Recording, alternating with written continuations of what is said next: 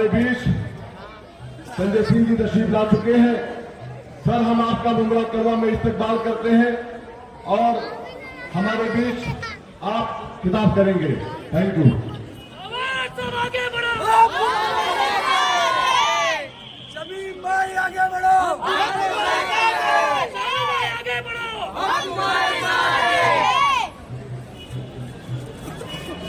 एक बार जोरदार नारा लगाएंगे, इंकलाब, इंकलाब, इंकलाब। मंच पे आसीन आपके लोकप्रिय प्रत्याशी जितेंद्र अवार्ड जी, आम आदमी पार्टी मुंबई के अध्यक्ष प्रीति शर्मा जी, समीम भाई और इस मुमरा की धरती के बहादुर लोगों, माताओं और बहनों, नौजवान दोस्तों, सानू भाई,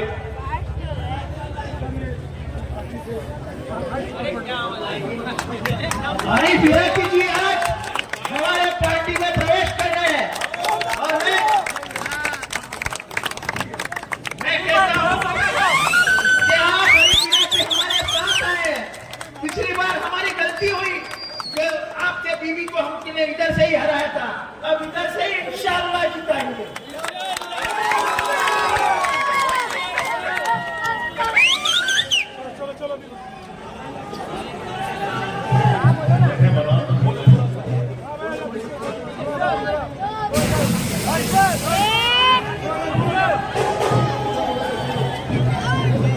आज इतनी बड़ी तादाद में आप सबको देख के ये यकीन हो गया है, भरोसा हो गया है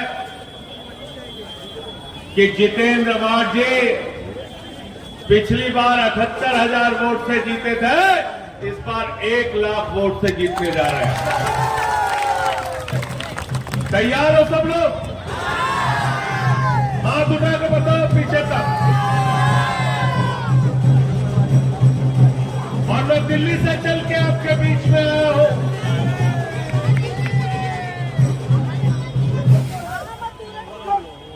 दिल्ली से चल के आपके बीच में आया हूं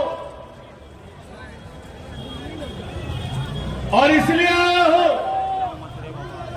कि पूरे हिंदुस्तान में आगे देख, जहां कहीं भी भारतीय जनता पार्टी के खिलाफ लड़ाई होगी, नरेंद्र मोदी के खिलाफ लड़ाई होगी, अमित शाह के खिलाफ लड़ाई होगी, नफरत के खिलाफ लड़ाई होगी, झगड़े के खिलाफ लड़ाई होगी, इस मुल्क का अमन बिगाड़ने वालों के खिलाफ लड़ाई होगी।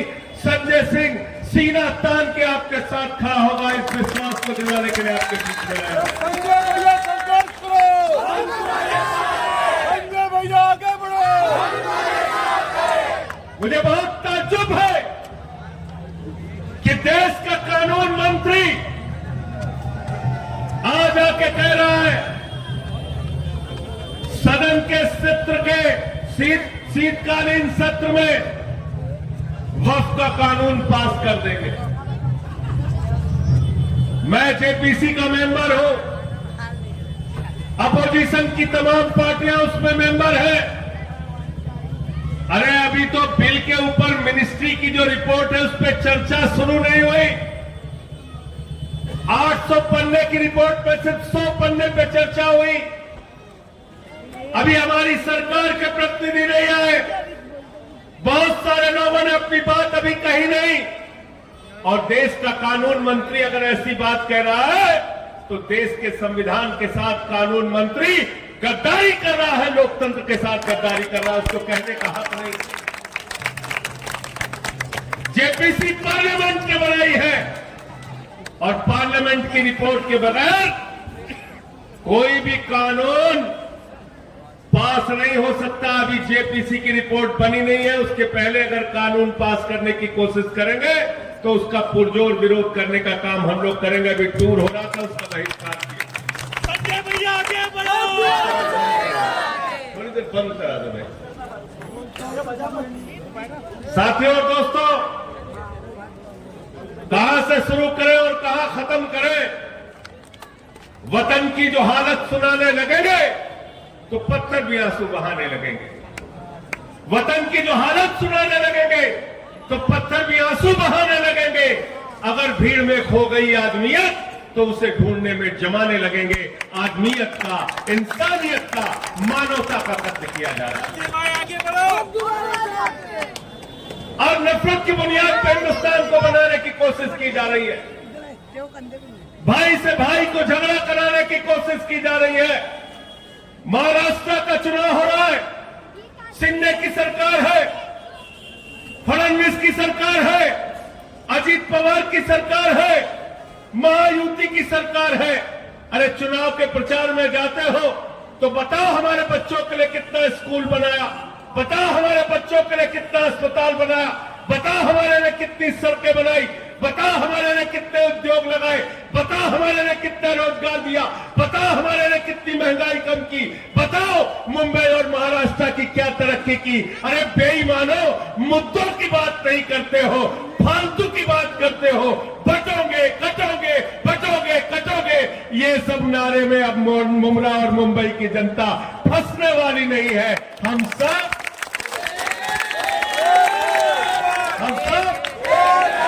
हिंदू मुस्लिम सिख ईसाई, हिंदू मुस्लिम सिख ईसाई, ये हिंदुस्तान 144 करोड़ लोगों का है। भारत का प्रधानमंत्री भाषण देता है यहां महाराष्ट्र में आके, कहता है एक रहोगे तो सेफ रहोगे। मैंने कहा मोदी जी 10 साल से तुम घास छील रहे हो क्या भाई? अगर 10 साल के बाद भी हम सेफ नहीं है तो अपने प्रधानमंत्री के पद से इस्तीफा दे दो, तुमको प्रधानमंत्री रहने का अधिकार नहीं। गलत तो नहीं कह रहा हूं? गलत तो नहीं कह रहा हूं? अरे 10 साल हो गए तुमको और 10 साल के बाद भी अगर हम सेफ नहीं है तो प्रधानमंत्री यहां का घास छील रहा है, उसको इस्तीफा देके बैठ जाना चाहिए, उसको प्रधानमंत्री रहने का अधिकार। मुद्दे की बात नहीं करते। हम दिल्ली में चुनाव लड़ते हैं अरविंद केजरीवाल जी के नेतृत्व में।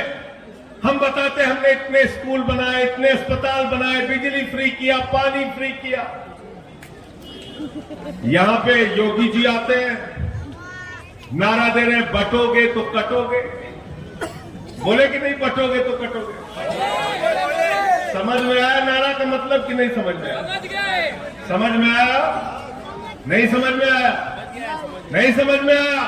मैं आपसे कहना चाहता हूं, बटोगे तो तुम्हारे बच्चों के सरकारी स्कूल बंद हो जाएंगे, बटोगे तो सरकारी अस्पताल बंद हो जाएंगे, बटोगे तो तुम्हारी सरकारी सड़कें टूट के खाक खाक हो जाएंगी, बटोगे तो देश के अंदर महंगाई बढ़ जाएगी।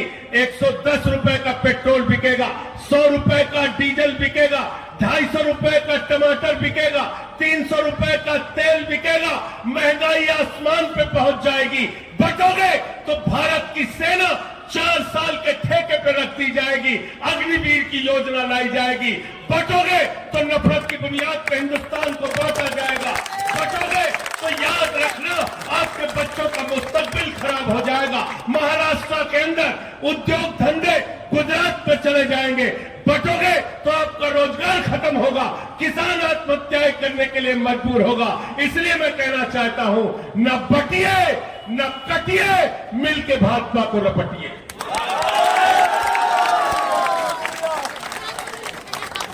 गलत तो नहीं कह रहा हूं? न बटिए न कटिए, मिलके भाजपा को पीछे तक बोलो। न बटिए न कटिए, मिलके भाजपा को, मिलके भाजपा को रपटिए। रपटना का मतलब समझे थे कि नहीं समझे थे?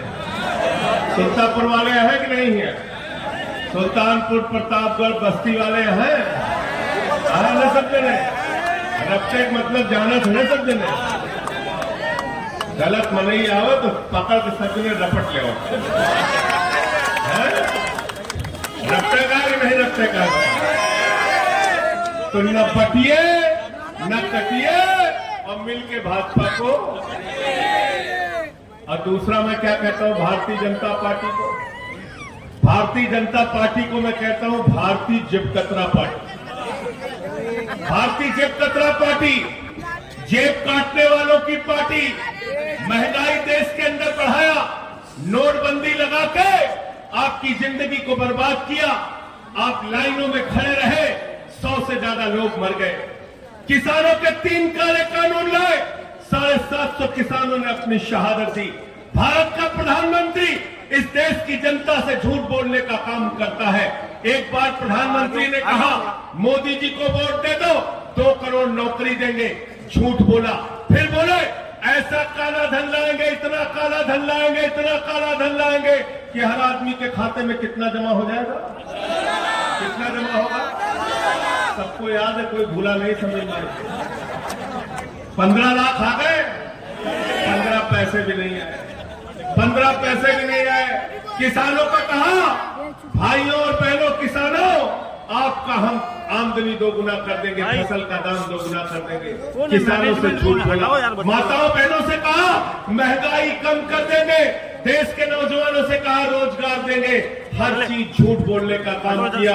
झूठ बोलने में भारत के प्रधानमंत्री को महारत हासिल है। मैं तो मोदी जी के बारे में कहता हूं, अगर हिंदुस्तान के अंदर किसी नेता के पास गंजे को कंघी बेचने का हुनर है तो उसका नाम है नरेंद्र मोदी। गंजे को भी कंघी बेच देते प्रधानमंत्री जी, गंजे को भी कंघी बेच देते, कुछ भी बोल देते। हमारे खलीलाबाद में गए तो कहने लगे संत कबीर, बाबा गोरखनाथ और गुरु नानक देव जी एक साथ बैठ के मीटिंग करते थे। पता चला उनके जीवन काल में 100 साल का अंतर है। फिर कहने लगे नाली के गैस से चाय बना लीजिए आप लोग, सब नाली के गैस से चाय बनाने लगे। फिर कहने लगे भारत की आबादी 600 करोड़ है, वहां से हम जीत के आते हैं। कुछ भी भारत के प्रधानमंत्री बोल देते हैं। तो मैं तो ये कहता हूं कि मोदी जी और उनकी पार्टी का नाम है भारतीय झूठा पार्टी, और दूसरा काम ये करते देश में झगड़ा कराने का। झगड़ा कराने का, झगड़ा क्यों कराते हैं? क्योंकि इनके पास कुछ बताने के लिए नहीं है। ये नहीं बता सकते हिंदुस्तान में कितना रोजगार दिया, नहीं बता सकते किसानों के लिए क्या किया, नौजवानों के लिए क्या किया। आज महाराष्ट्र के अंदर सबसे ज्यादा नौजवान आत्महत्या कर रहा है, किसान आत्महत्या कर रहा है। आज माहौल खराब करने का काम इस चुनाव के अंदर किया जा रहा है, नफरत की बातें इस चुनाव के अंदर किया जा रहा है। और देश के प्रधानमंत्री नफरत की भाषा बोलते हैं। कभी कहते हैं भैंस चुरा के ले जाएंगे, कभी कहते हैं मंगलसूत्र चुरा के ले जाएंगे, कभी कहते हैं रोटी चुरा के ले जाएंगे। अभी हद कर दी, प्रधानमंत्री ने कहने लगे बेटी चुरा के ले जाएंगे। मैं पूछना चाहता हूं नरेंद्र मोदी जी, अगर आप इतने कायर प्रधानमंत्री हो कि आपके रहते हुए बेटी चुरा के ले जाएंगे, तो प्रधानमंत्री के पद से इस्तीफा दे दो, तुमको प्रधानमंत्री के पद पे रहने का अधिकार नहीं। ऐसी गंदी भाषा भारत के प्रधानमंत्री बोलते, ऐसी भाषा भारत के प्रधानमंत्री बोलते। हिंदुस्तान के मुसलमानों के खिलाफ आप लोगों को भड़काते हैं, और दुबई में जाते हैं तो दुबई में जाते हैं तो देखो ना, शाहरुख खान भी ऐसे फिल्मों में नहीं मिलता होगा गले हीरोइन से जैसे मोदी जी मिलते हैं शेखों से। देखे हो कि नहीं देखे हो? देखे हो ना, शेखों को एकदम गले लगा लेते हैं। कतर की मस्जिद में जाएंगे वहां गले लगा देंगे, दुबई की मस्जिद में जाएंगे वहां गले लगा देंगे। क्यों लगाते हैं गले? कभी सोचा आपने? क्योंकि वहां पर नरेंद्र मोदी के भतीजे जय शाह का धंधा चलता है, धंधा चलता है। जहां धंधा चलेगा वहां धर्म पीछे, और हिंदुस्तान में मुसलमानों के खिलाफ भड़काना है। मैं तो कहता हूं मोदी जी, कतर के मुसलमानों से इतना प्यार है, दुबई के मुसलमानों से इतना प्यार है, थोड़ा इससे समीम से भी प्यार कर लो, इसको भी गले लगा लो कभी, यहां भी मस्जिद में घूम के आ जाओ। ये नफरत की बातें बंद करो, इससे कुछ भी हासिल होने वाला नहीं है। और इस्लाम, मुसलमान, मैं कहना चाहता हूं, मुसलमान अगर डरता है तो सिर्फ खुदा से डरता है, ऊपर वाले से डरता है, उसको उसको डराने की कोशिश मत करना। और मैं तो बार बार कहता हूं कि आप अपने नबी का नाम भी याद कर लेंगे तो कभी नफरत की बात नहीं कर सकते। नबी को कहा गया रहमतुल आलमीन, पूरी दुनिया पर रहमत करने वाला। नफरत की बातें कहां से आती है? हिंदू धर्म में कहा गया वसुधैव कुटुंबकम, पूरा विश्व हमारा परिवार है। हम पूजा खत्म करते हैं, भगवान से प्रार्थना करते हैं हाथ जोड़ के कि धर्म की जय हो, अधर्म का नाश हो, प्राणियों में सद्भावना हो, विश्व का कल्याण हो। अरे हिंदू धर्म पूरे विश्व की कल्याण की बात करता है। मोदी जी जरा हमको तुम बताओ, फडणवीस जी जरा हमको तुम बताओ, शिंदे जी जरा हमको तुम बताओ, अमित शाह जरा हमको बताओ, योगी जी जरा हमको बताओ, कौन सा हिंदू धर्म तुमने पढ़ा है जो नफरत की बात करते हो? तुम नफरत की बात करते हो। तुम हिंदू धर्म को मानने वाले, हिंदू धर्म को मानने वाले। तो मैं अभी समीम भाई से रास्ते में बात हो रही थी, थोड़ा कंफ्यूजन में है आप लोग हैं। घड़ी बंद हो चुकी है, याद रखिए। बंद किया है कि नहीं किया बताइए आप लोग? बंद कर दिया ना? तुतारी को ध्यान में रखना, तुतारी को ध्यान में रखना। जितेंद्र अवार्ड का चुनाव निशान है तुतारी। तुतारी को याद रखना, याद रखना। ये मराठियों के स्वाभिमान का सवाल है, याद रखना। ये उत्तर भारतीयों के स्वाभिमान का सवाल है, याद रखना। मैं आपसे कहने के लिए आया हूं, हाथ जोड़कर विनती करने के लिए आया हूं।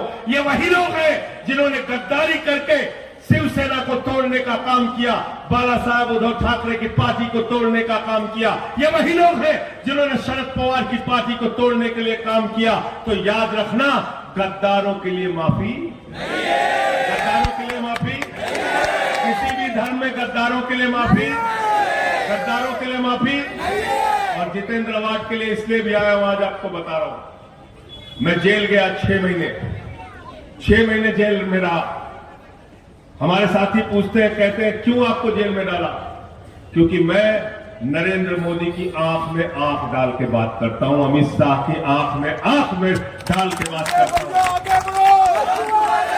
इसलिए मुझे जेल में भेजा, इसलिए मुझे जेल में भेजा क्योंकि मैं आपकी आवाज उठाने का काम करता हूं। इसलिए मुझे जेल में भेजा क्योंकि देश की सदन में प्रधानमंत्री के सामने दो चार करने की बात करता हूं। और इसलिए मुझे सदन में मुझे उठा के जेल में भेजा क्योंकि मैंने सदन में नारा लगाया था, मोदी अडानी भाई भाई, देश बेच के भाई मला। इससे नाराज हो गए, मुझे देशद्रोही कहते हैं। मेरे ऊपर देशद्रोह का मुकदमा लगाया, 23 FIR मेरे खिलाफ थी, PMLA का मुकदमा लगाया, जेल में भेजा मुझे।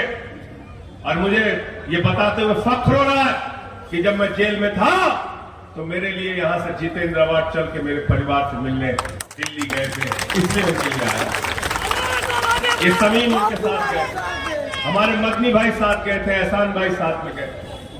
तो जो सुख दुख के साथी होते हैं, जिम्मेदारी और फर्ज बनता है उनके साथ खड़े हो। मैं आपसे हाथ जोड़कर विनती करने के लिए आया हूं, किसी घड़ी बड़ी के चक्कर में मत पड़िएगा। गलत तो नहीं कह रहा हूं?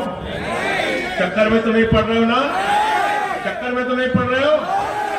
चक्कर में तो नहीं पड़ रहे हो ना? अगर घड़ी को वोट देना है, इससे बढ़िया कमल को वोट देके चले आना। गलत तो नहीं कह रहा हूं? अगर घड़ी को वोट देना चाहते हो तो नरेंद्र मोदी को वोट दे देना। अगर घड़ी को वोट देना चाहते हो तो भारतीय जनता पार्टी को वोट दे देना। अगर घड़ी को वोट देना चाहते हो तो योगी आदित्यनाथ को वोट दे देना। अगर घड़ी को वोट देना चाहते हो तो नफरत फैलाने वालों को वोट दे देना। क्योंकि घड़ी का एक एक वोट नरेंद्र मोदी के लिए काम करेगा, योगी के लिए काम करेगा, नफरत फैलाने वालों के लिए काम करेगा। इसलिए उसके चक्कर में पड़ना है क्या? क्या चाहते हो? नफरत वालों को वोट देना चाहते हो क्या? नफरत वालों को वोट देना चाहते हो क्या?